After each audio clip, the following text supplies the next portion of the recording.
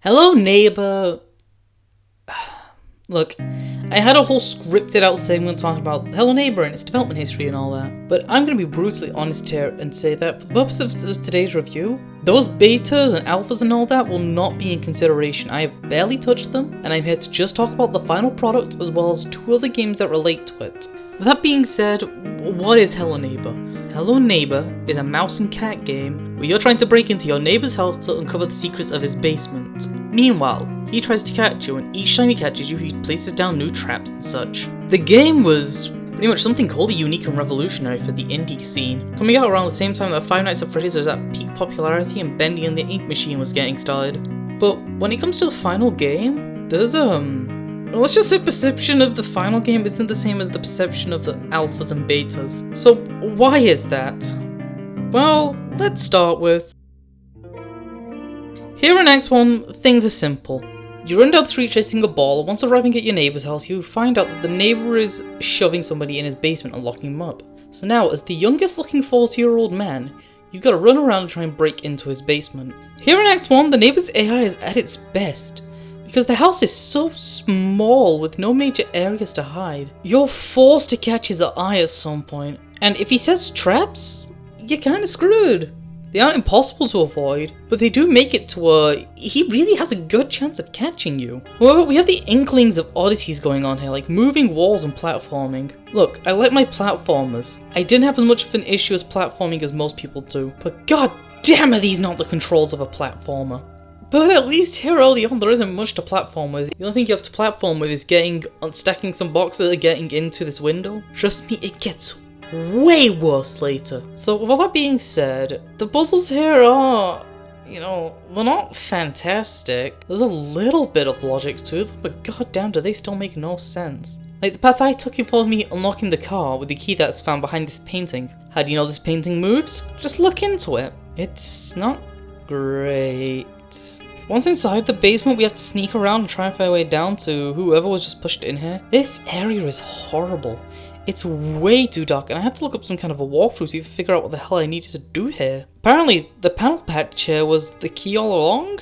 Yippee! Well, as I said before, the puzzles didn't make a ton of sense. Here, we get some very nonsensical puzzles. But moving on, when you open this door, the neighbor catches you and chases down a script chase segment, and as he catches you, he sends you to Act 2. Now, before moving on to Act 2, I'll just say that yes, this is the peak of the game, and likely why a lot of people say Alpha 2 was the best. Alpha 2 was a prototype for the tutorial section of this game, and this is a tutorial section. Overall, if you have to try this game out, just play Alpha 2. The Harrison model is bigger, it gives you a better idea of what the final tutorial will play like, and the tutorial is when the game's at its best.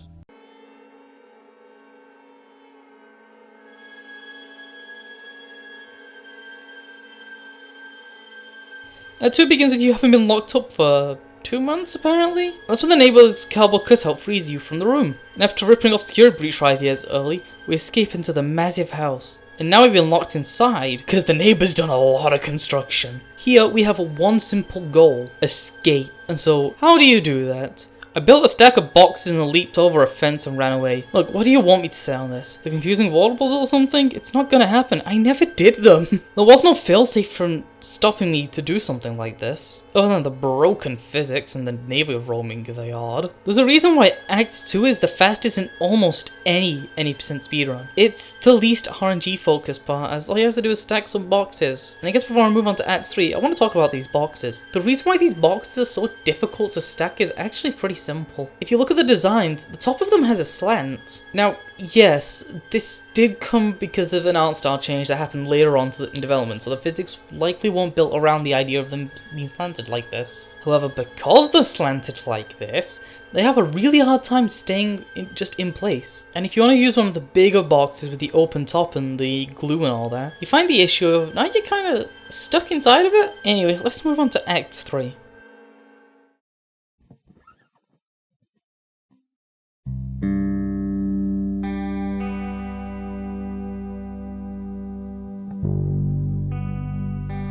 Now, 19 or so years later, we wake up in an apartment only to learn we're being kicked out. I do not like being called out like this. So our protagonist returns to his old home. I've seen the neighbor's house has been completely burnt down. He goes to take a nap, only to wake up to... what the fuck is this? Welcome to Act 3. The very moment this game just falls apart. Without the Act 3, this game would be uneventful, probably a forgotten game. But with Act 3, now we get a game that's goddamn falling apart. Due to the pure scope of the house, we don't need to just break into the basement, we need to get 3 power-ups. Power-ups? What the fuck?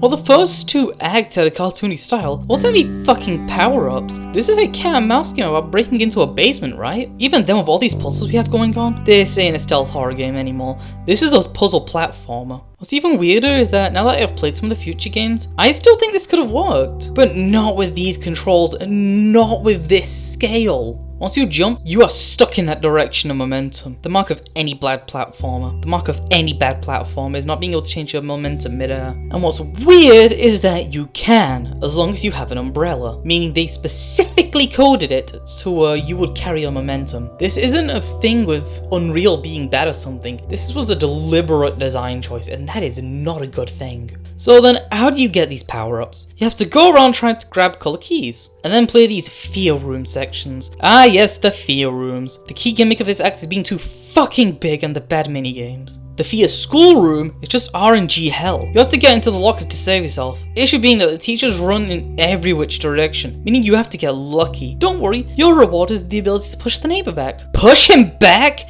That's the amazing power-up? The ability to shove an old man? Oh great, and you want even funnier? While the other 2 can feasibly be skipped. This is the one you absolutely have to do, and it is the worst of the 3. Whatever, what's next? The Fear Darkness room hangs precariously over the edge of a house, the room making clear creaking sounds, sounding like it was ready to fall.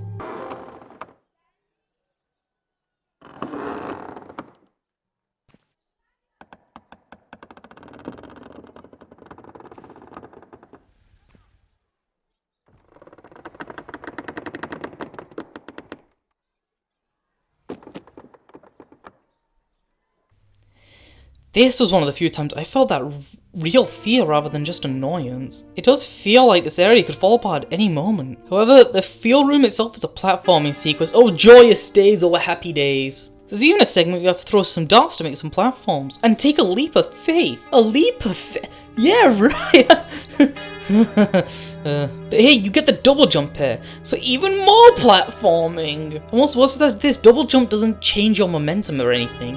It just gives you more air time. So if you fuck up a jump, you can jump again and see if you'll land on the place, but you most likely overshoot it rather than undershoot it. Finally is the Fear Supermarket. The Fear Factory level was cut to just being unfun. Don't make any jokes, don't make any jokes. In the Fear Supermarket level, you need to fill your cart with the 5 specific items that are in the mannequins that have in their carts. They randomly decide to come chasing after you. Just stand still and crouch and you're invisible. This would be easy, but the problem is moving objects suck. And you can get stuck in these shopping carts. All of these just suck. And a lot of these puzzles are also just terrible. Like having to get onto the roof of a house to stop this magnet by throwing literally anything in this weird ass hole. Or need to throw a gun into this weird ass hole to get a key. Or just glitch it out. Have I mentioned how fucking buggy this game is yet? This house design is also just terrible. I'm somebody who has all the islands of Sonic Frontiers mentions, all of the Mega Pizzaplex very easily understood. There's no problems making my way through, making my own places like this in my free time in Unity. But what the fuck is this shit? This house is so random and forgettable, I keep myself getting lost. There have been so many times where I've had to stand still and figure out where I am. And then the platform, oh god, the platforming. Oh god, the platform. Take this sequence here, right? You have to stop a train, get on top of the train, and get onto the roof. Now, if the physics weren't fucking horrendous, this may have taken, what, a minute? On my first few playthroughs, this took an hour! An hour! And what's your reward for this? The ability to stop the magnet to grab a key to get to one of the fear rooms, oh yay! And since this is the green key, pretty sure this is the one you absolutely need, I'm not entirely sure. So, how do you unlock the basement? Well, you need the crowbar and the keycard. You can get the crowbar on the 3rd floor by grabbing it. Oh fuck, it glitched out of the world. Twice. Holy shit, what the fuck? Alright, continuing on, after replaying this act twice, you then need to use this magnet to bring it to some water to cool off. Well, let it cool off naturally. Now for the keycard. There's a complex puzzle setting up a room to make it look like a picture frame, or just boil the kettle and melt the freezer instead. I know what I'm doing next time, if there is a next time. Yeah, I'm not kidding. At one point, I was convinced you had to do this whole, rigmarole to make a picture make a room look like a picture, but then I found out that you can just boil a kettle. With how much bullshit random things there are in this game, I wouldn't expect that boiling a kettle would work. I'll be honest with you. And once in the basement, you need the powers you got to avoid the thing, as well as double jump over to the door and push the neighbor away. The issue is you can just trigger the thing and walk backwards and use the terrible physics section to skip getting the double jump. After that, you run down the hall in its act finale.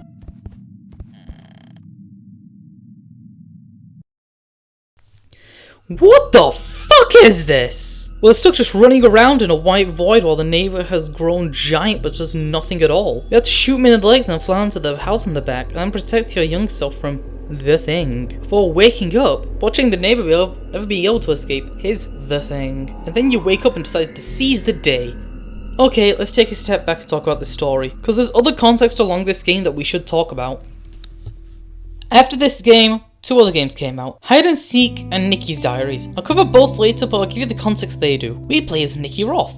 Some time has passed since his friend Aaron went missing. Fumbling with his ball down the streets of Ravenbrooks, Nicky finds himself seeing the neighbor shoving Aaron into the basement, and thus begins his need to break in to save his friend. However, when he breaks in, he's locked in the basement. After being locked in the basement, Aaron frees Nicky and gives him time to escape, while Mr. Peterson, his father, goes back to keep him locked in the basement. Why? Well, after Mrs. Peterson died in a car crash, and Aaron killed his sister Maya. So Aaron was the only family Mr. Peterson had left, and he wasn't about to let Aaron out of his sights. Years later, Nicky is living on his own in the big city, but low on money he returns home and faces his fear and trauma. All throughout one night and a dream, and thus he makes sure to take each day as it comes. His mannerisms now all better off. Now, I'll be honest, I went into this game only with the knowledge of the TV show, and because of that, I was able to guess most of what was going on, and I kinda like the idea of the massive house all being in Nicky's head, especially the future games making it so no house is this massive ever show up again, and that's great, you know, but then Nicky's Diaries, but that was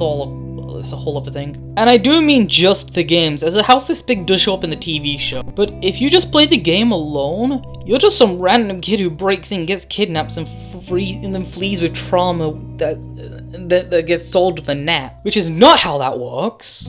The deeper I go into the Hello Neighbor story, the more I appreciate when there's a lack of supernatural evidence compared to when there is supernatural evidence. If you want to know what I mean, there's this whole luck thing going on in Ravenbrooks with the secret society and all that, but honestly, I kind of preferred it when the game was just about Nicky trying to save his friend from his dad who's gone fucking insane from all this trauma. That felt like a more clear story to me, even if they could have told it way better. Overall, this game is a fucking disaster, and you can see exactly when the game starts to fall apart, and Act 3 at that.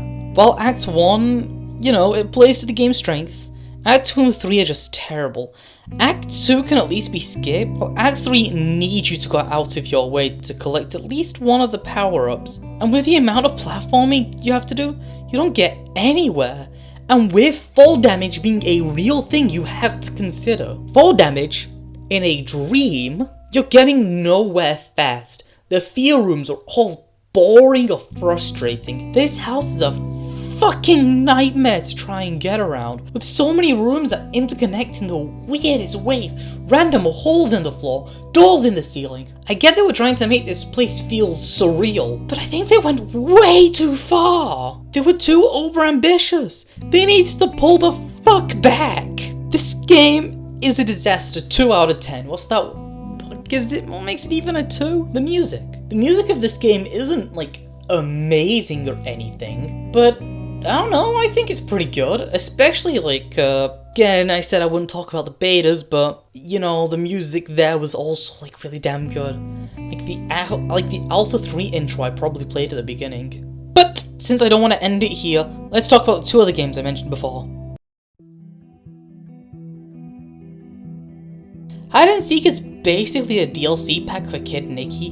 You can tell by how the pause menu is the fucking same. They even call Aaron the neighbor, so oops. That being said, Aaron doesn't seem to act like the neighbor, and that issue is why I can't even beat the first level, even with a walkthrough. Even with a walkthrough, I couldn't figure out what to do, so I gave up. What doesn't help things is that Maya plays like Act 1 and Act 2 Nicky just with no fall damage. So things like the terrible platforming controls are still here, and would you look at this place? and some platforming is going to be involved. The objective for level 1 here is to collect all the plushies to get the time to pass, and with Aaron running around, and puzzles that still have some issues, it's not exactly the greatest thing. The idea that this is all in the kids' imagination does allow them to do stuff like make knowing cities or Aaron on fire and shit, but like, I couldn't get past the first level. Look, this game is neat and all, but it exists for one reason: just play the fucking clip I stole.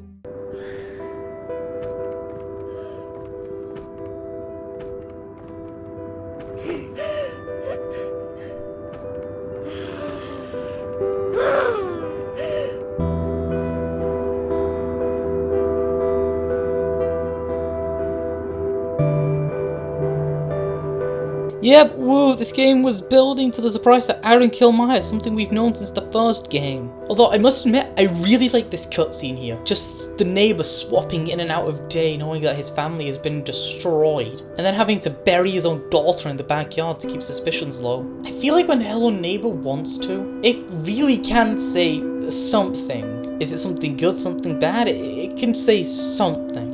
The problem is, as a franchise, it's so all over the place in trying to just attach itself to trends and such, that it never plays to its strengths. With that being said, because this is a mobile game, I can't really record it properly, so I'm stealing footage here. The story is Nicky going back through his memories to put together what he did with Aaron, now that his memories aren't being fogged by The Thing. It's a cute game.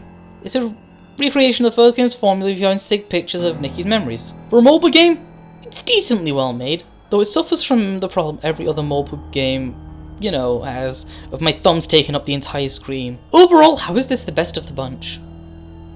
Hello Neighbour is one weird ass series. So far the best game has been the mobile game, just that to give Nicky a reason to want to break into the house outside of pure curiosity. Maybe one day I'll return to talk about the alphas and betas, but I doubt it. And we still have a sequel to look to, and for now, no, I'm not going to talk about Secret Nadia or the Stadia turned console game Hello Engineer. So until next time, take care. Bye!